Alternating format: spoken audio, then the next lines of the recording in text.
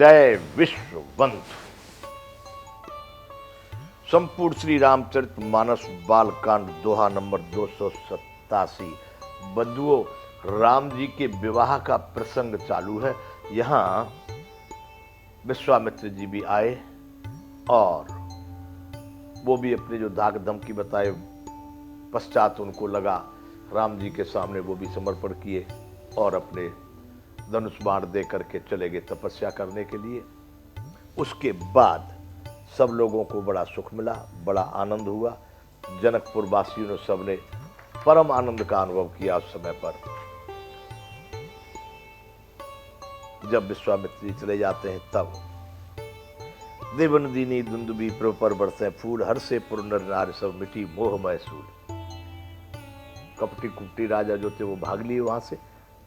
देवता दुंदुबी बजाने लगे, नगर के नर नारी सब प्रसन्न हो गए, चारों तरफ बाजे बजने लगे, अनेक प्रकार के मंगल गीत गाने लगे। सुख विदेह कर बरन न जाई, जन्म दरिद्र मनहु निधि पाई। राजा जनक के सुख का तो वर्णन नहीं किया। मान लो जन्म के दरिद्र को बड़ा भारी धन मिल गया हो और सीता जी को बड़ा सुख मिला। फिर आकर के जनक जी ने विश्वामित्र जी को प्रणाम किया और कहे, महाराज आपने मुझे कृतार्थ कर दिया और ये दोनों भाइयों के कारण मैं कृतार्थ हो गया। अब जो उचित हो सो मुझे कहो। तो विश्वामित्र जी ने कहा कि महाराज विवाह तो धनुष के अधीन था, जो धनुष तोड़ेगा विवाह हो जाएगा। तो वो तो हो गया। अब फिर भी टूटते ही धन भयो विवाह, सुंदर नाग विदित काहू, वो तो हो गया। लेकिन अब आप कीजिए जैसा आपका वंश का कुल का परंपरा जो व्यवहार है, जो रीति है, उसके अनुसार आप करें। अपने विप्र कुल वृद्ध जो कुल में बड़े लोग हैं, बुजुर्ग लोग हैं, वेद गुरु, इनका जो क्या अनुशासन है उसके अनुसार आप काम कीजिए। एक बात हम जरूर कहते हैं कि आप अपने दूत अवधपुर भेज दीजिए, राजा दशरथ को जाकर के निमंत्रण दे में आने का। बंधुओं, उन्होंने तैयारी शुरू कर दी, नगर को संभालना शुरू कर दिया और बड़े अच्छे ढंग से वहां पर जो जिस लायक लोग थे कारीगर उसमें लग गए। यहाँ पर 287वां दोहा है। हरित मणिन के पत्र फल, पद्म राग के फूल। हरित मणि कहते हैं पन्ना को। पन्ना हरे रंग का होता है। ये सभी नवरत्न मणियों में आते हैं। तो हरित मणिन के पत्र फल, जो पेड़ पौधे जो बनाए जा रहे हैं वहां पर सोने के वृक्ष बनाए जाते हैं, उन पर फूल लगाए जा रहे हैं, फल लगाए जा रहे हैं। तो हरित मणिन के पत्र और फल, उन पेड़ों पर जो पत्ते दिखाए जा रहे हैं वो पन्ना के, फल दिखाए जा रहे हैं कच्चे फल हरे रंग के, और फूल लाल कलर के। तो माणिक जो होता है, पद्म राग बोलते हैं माणिक को, माणिक के फूल बनाए जा रहे हैं। इस तरह की रचना जो वहां बनाई जा रही है कृत्रिम, क्योंकि ब्रह्मा जी की बनाई हुई तो है नहीं। ब्रह्मा जी तो इस सृष्टि को करते ढंग से, लेकिन ये जो पन्ना मोती माणिक जो रच पच के लगा रहे वो तो वहां के जो उस विषय के पारंगत लोग हैं वो लगा रहे। तो रचना देख विचित्र अति, मन विरंच कर भूल। उस प्रकार की रचना को देख करके ब्रह्मा जी का भी मन भूल रहा है। वाह, क्या बना रहे हैं, कितने सुंदर वहां पर कारीगरी की जा रही है। बंधुओं, यहाँ तक कल हम इस कथा को कर चुके। अब यहाँ से आगे, बेनु हरित मन मय सब कीने, सरल स परब पर नहीं चीने। बांस सब हरी हरी मणियों यानी पन्ने के सीधे और गांठों से युक्त ऐसे बनाए जो पहचाने नहीं जाते हैं। बांस, हरे बांस पन्नों के बना दिए गए। वो बांस मणियों से बनाए गए, पन्ना के, लेकिन आप पहचान नहीं सकते ये मणि है या प्राकृतिक बांस की लकड़ी है। आप पहचान नहीं सकते, ऐसा बनाया गया। बेनु हरित मन मय सब कीने, सरल सपरब परह नहीं चीने। सरल सपरब परह नहीं चीने। उनमें गांठों से युक्त ऐसे बनाए गए हैं, उनमें गांठें भी बीच बीच में, उनमें पत्ते भी हैं, लेकिन पहचान नहीं सकते आप ये प्राकृतिक है या बनावटी है। कनक कलित अहि बेल बनाई, लखिन पर सपरन सुहाई। लखिन ही पर सपरन सुहाई, क्या सोने की सुंदर नाग बेल यानी पान की लताएं बनाई जा रही है, सोने की बनाई जा रही है। बंधुओं, जो पत्तों सहित ऐसी भली मालूम होती ही थी कि मानो वो भी पहचानी नहीं जा सकती। वो बेल किसी धातु से निर्मित है अथवा सही में प्राकृतिक पत्तों वाली वो कोई बेल है, पहचानने में नहीं आती। इतनी कलाकारी कारीगरी से वो वहां पर रचना की जा रही है।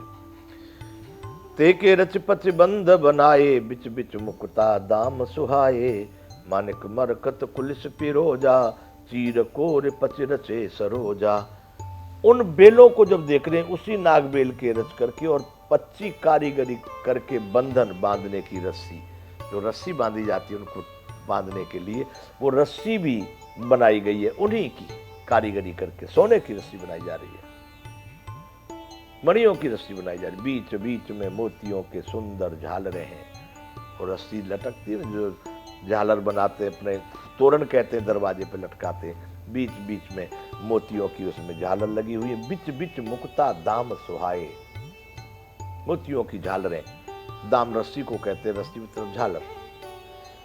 माणिक पन्ने, माणिक मरकत कुलिस पिरोजा, माणिक और मरकत यानी पन्ना, और हीरा, कुलिस माने सबसे कठिन होता है हीरा, और फिरोजा, इन रत्नों को चीर कर, कोर कर और पच्ची कारी करके इनके लाल, हरे, सफेद और फिरोजी रंग के कमल बनाए गए। बोलो बंधुओं, क्या कारीगरी चल रही। डायमंड को एक को घिसने में हीरा, मतलब प्रकृति की सबसे शक्तिशाली कठिन धातु, उससे कठिन कोई तत्व नहीं, उस पर कितनी कारीगरी कैसे कर रहे होंगे इतनी जल्दी।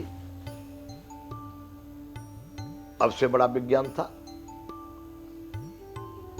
उस समय, अब से श्रेष्ठ कारीगर थे, अब से श्रेष्ठ तकनीक थी। इसके वर्णन के अनुसार कहा जाए, यदि यूं मान लिया जाए एक बार कि सब बात झूठ है, गलटप, तो इनको ज्ञान कैसे इस बात का, इस तरह का बनाया गया। ऐसी चीजें बनाई जा सकती हैं, आज भी हो रही है वो, तो ये उस समय उनको ज्ञान कैसे था इस चीज का, और इन धातुओं का, इन रत्नों का। मानिक मरकत कुलिस पिरोजा, चीर कीर पच सचे पिरोजा, सब सरोज यानी कमल। कितनी रचना जो वहां की बताई गई है, सब मणियों की और स्वर्ण की रचना हो रही है बंधुओं। किए भृंग बहुरंग विहंगा, गुंजहे कुंजहे पवन प्रसंगा। बहुरे और बहुत रंगों के पक्षी बनाए हैं, जो हवा के सहारे गूंजते और कूदते हैं। आज आप देखते होंगे प्लास्टिक के और उसके बनाते हैं ना, उसको हवा पी टुचू टुचू ऐसे करते हैं कि नहीं करते हैं। तो बंधुओं, वो सभी बहुरे और बहुत प्रकार के रंगों के पक्षी जो बनाए गए, जो हवा के, पवन के उसमें प्रवेश करने से कूजते हैं या गूंजते हैं। खंभों पर सुर प्रतिमा खंबन गढ़कारी, मंगल द्रव्य लिए सब ठारी। खंभों पर देवताओं की मूर्तियां गढ़कर निकाली गई हैं, जो सब मंगल द्रव्य लिए खड़ी हुई हैं। जो पूजा के मंगल के जो शुभ द्रव्य होते हैं, उनके हाथ में इस तरह की थालियां हैं और उनमें सब मंगल द्रव्य लगे हुए। ऐसे सोने के खंभे बनाए गए, उन खंभों में मणियों से उस तरह से देवताओं की प्रतिमाएं बनाई गई। उन प्रतिमाओं में उस तरह का दृश्य दिखाई दे रहा है कि मंगल द्रव्य लिए सब ठारी, अनेक प्रकार के मंगल द्रव्य लेकर के वो सब वहां पर उपस्थित हैं। चौके भाते अनेक पुराई, सिंदूर मनमय सहज सुहाई। गज मुक्ताओं के सहज ही सुहावने अनेकों तरह के चौक पुराए गए हैं। हर एक प्रत्येक के दरवाजे के सामने, रास्तों पे किनारे चौक बनाए गए, अनेक पर गज मुक्ताओं के चौक है बंधु, मिट्टी धूली ईंट पत्थर के नहीं। 288वां दुआ बंधु ये बालकांड का आया।